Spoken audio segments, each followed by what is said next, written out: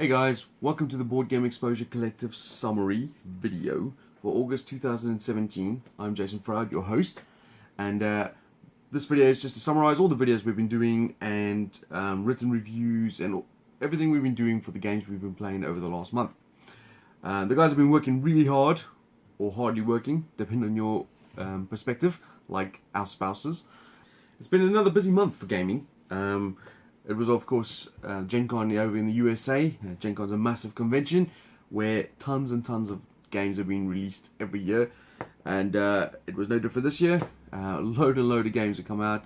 Lindsay Miller and Choi from the BGE were over there. They brought us a whole lot of games back that we can have a look at and show you guys. And I'm really looking forward to that. But let's get on to the videos that we've been doing this month. So start off with Martin Poole from Zatu Games.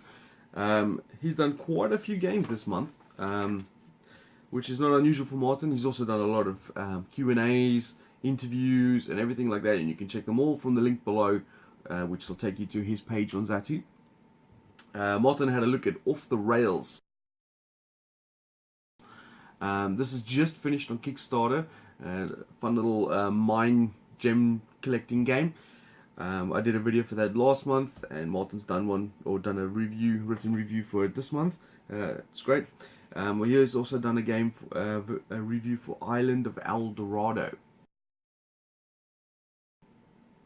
It's a kind of a exploration, resource collecting game. And he's also had a look at Street Kings, and he had a look at Waggle Dance from Grubland Games. My friend Mike Nudd designed this. We've had this on the channel before, and we've had Mike on the channel before. Got another game coming out soon. He's also had a look at Ghostal, and he had a look at Gondola. This is from Big Kid Games. I'll be having a look at this soon, maybe next month. And then finally, he also had a look at Between Two Cities from Stonemaier Games. Now you might see a lot of Stonemaier games come up soon, as we're having a showcase spotlight on them for the following month.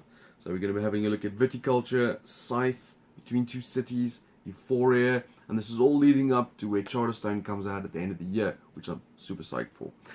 The last thing to mention about Martin is that Martin actually has a game coming out to Kickstarter from Final Frontier Games. This Q4 in 2017. Final Frontier Games, if you don't know, have done some other games before. They've done Cavern Tavern, and they've done Rise to Nobility. Rise to Nobility actually just finished recently on Kickstarter a couple of months ago. They both look fantastic productions. I've not played either of them yet, but I'm hoping to get them to the table soon, as they look fantastic. So good luck with that, Martin. And I'm not just saying that because you're part of the BGE. It looks really good. For myself, I've also done a few games. I also did a video for Island of El Dorado, which is on Kickstarter now. And I also did a video for Off the Rails, which we mentioned a minute ago, which just finished. I also had a look at A Dog's Life.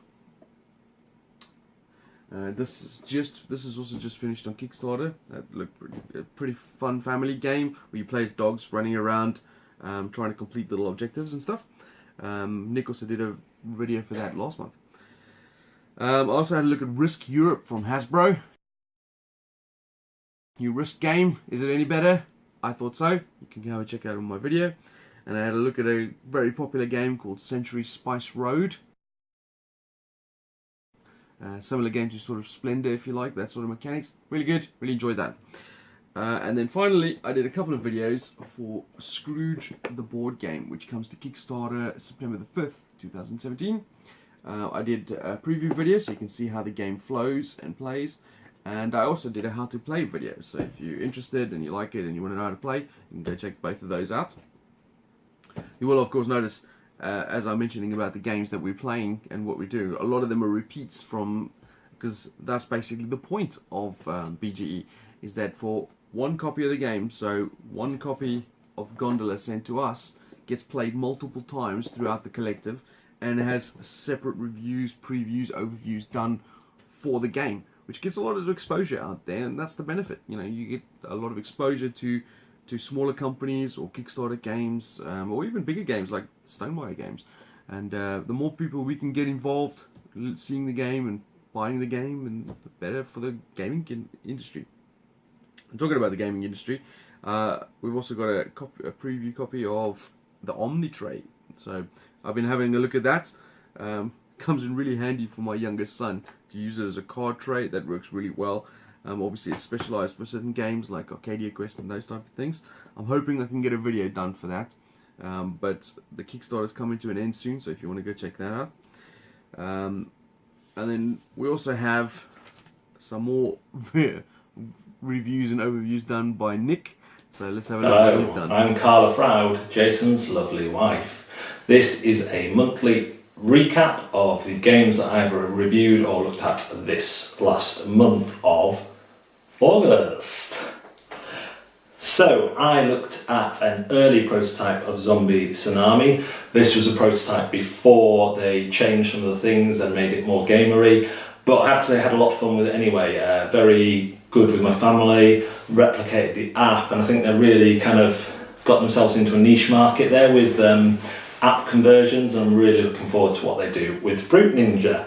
I also reviewed Pepper and Carrot, a puzzle game, which are not necessarily for me, but there was a lot to enjoy here.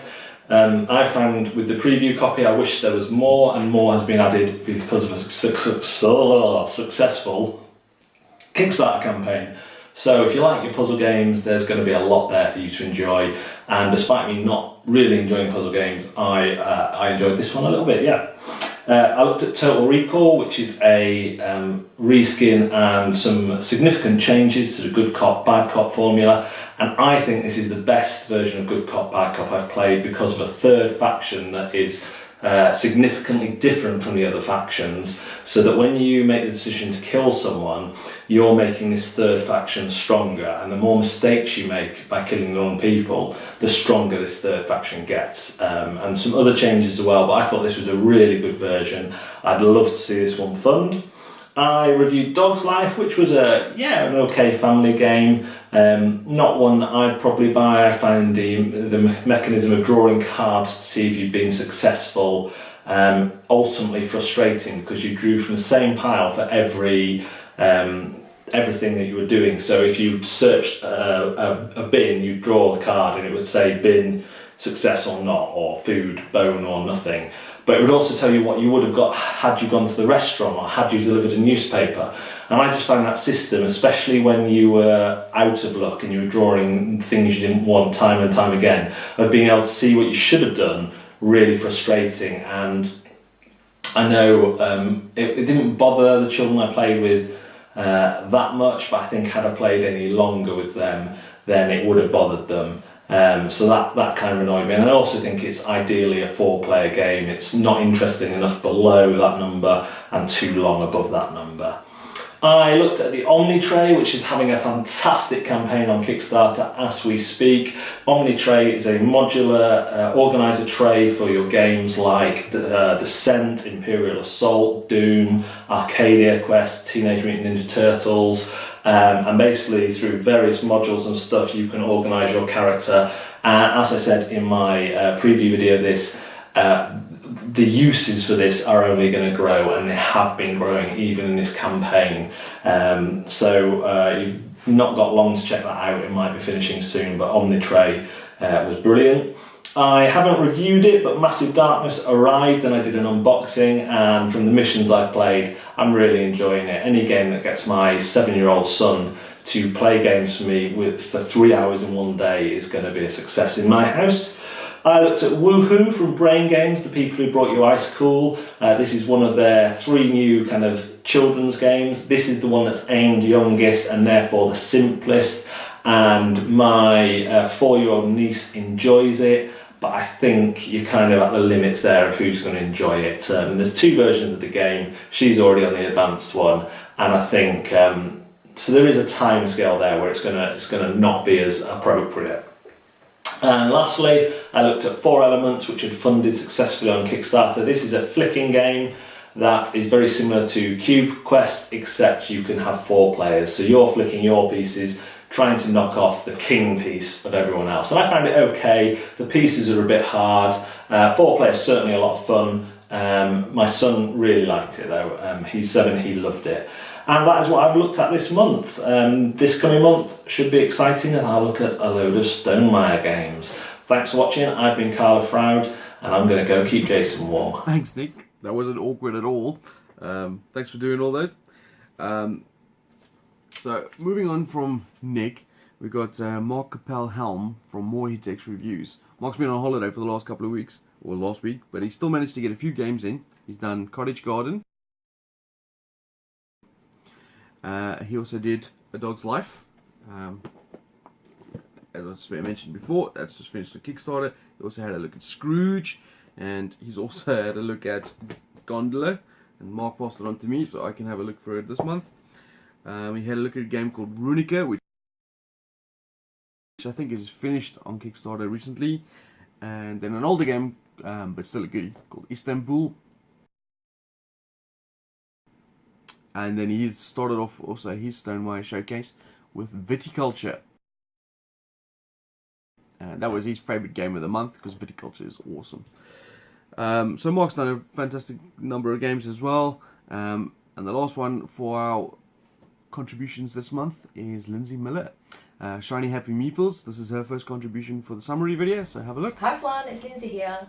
So this is my first video as part of BGE and I'm super excited to be doing it. So thanks again guys for having me. So recently I was preparing to go to Gen Con. I was at Gen Con and spent last week recovering from Gen Con, so that kind of consumes my past month or so. So I'm just playing catch up now with reviewing and playing games. I did do a little bit of playing this week and I reviewed Pepper and Carrot. That's on my blog at the moment. I was a little bit late to the party with it because it's been and gone on Kickstarter, funded, did really well, and good on them because it's a really lovely little puzzle game. And for a game that looks so cutesy, Pepper and Carrot's a webcomic. I didn't know about it before, so I had no prior knowledge of it. But for a game that looks very cutesy, about making spells from potion ingredients, it's actually really challenging. There's 3 different levels of the game you can play, and I played on easy, and I just repeatedly lost. But it was a nice challenge. I'm not very good at puzzle games, but I still like playing them because I do like to challenge that part of my brain that perhaps maybe I don't use very often, the logical part. And I'm hoping it's going to be coming into retail next year because the Kickstarter has ended, but look out for it. It's a good little game. And if you want to read a little bit more about my thoughts, pop on my blog. Next up is Mint Delivery. I haven't got much to show of it because I've just got an early prototype, so I literally have just got a mint tin with the game in. It's on Kickstarter now. It launched on Tuesday. It's done really well so far. We're only 3 days in. It's well over 700% funded. It's just crazy. People love these mint games and I really enjoyed it. I did a short video on my channel on the game if you want to go and have a look at that, and just basically sums up my thoughts on the game and why I've enjoyed it so much. Samara, this is a great one actually, from TMG. I got hold of a copy of this at Gen Con, played it this week, haven't reviewed it yet, but that's going to be coming up on my blog shortly. It's a really great worker placement game actually. I love the way in it the turn order constantly changes. You're placing your workers on months of the year and they keep shifting, so your turn order always changes and you're using your workers to accumulate stuff, to build stuff and get points, and it's just a really quaint, lovely little game. And it is a filler game, but it's a very full filler game. You know, it's got quite a bit to it, but it's easy to pick up. Really enjoyed Samara, so I'll be putting some more coherent thoughts on my blog later on next week. Valeria Card Kingdoms. This comes from Daily Magic Games. I actually played it for the first time last night. I spent a couple of days just looking through the cards, admiring the artwork, and played it last night. Really enjoyed it. It's light, and I'll play different games. Some are heavier, some are lighter. I'm not, as long as the game's good, I only lean towards one side. I think every game's got its place in my collection, and to suit different moods and different people and players. So yeah, It's a light one, but it's good. A lot of sort of card grabbing, resource grabbing, and loads of cool cards that do fun things, and it's just, yeah, it's a really fun one. I really like this game so far. And that was only with the starter deck, so got more decks to use and an expansion on the way to me. So I think I'll plan this a few more times before doing a review. Sikatsu, got this IDW at Gen Con. I'm hoping to play it as a solo game to put on my channel. It looks really lovely and like a really chilled little game. Also for my DW, there's Outpost, Siberia. So that's another one that I'm looking forward to playing as a 2-player. And got 2 really fun looking games from Foxmind. Head of Mousehold. So this is a deduction game, and Museum Heist. This is more of a bluffing game. Got to unbox these and read up on the rules and get stuck into them as well. As you can see, I've got a lot of games to play. And lastly, I played a game called Outlaws, and this is a Kickstarter that's coming on the 7th of September. It's by Holy Grail Games, Outlaws Last Man Standing. I played a few games of that.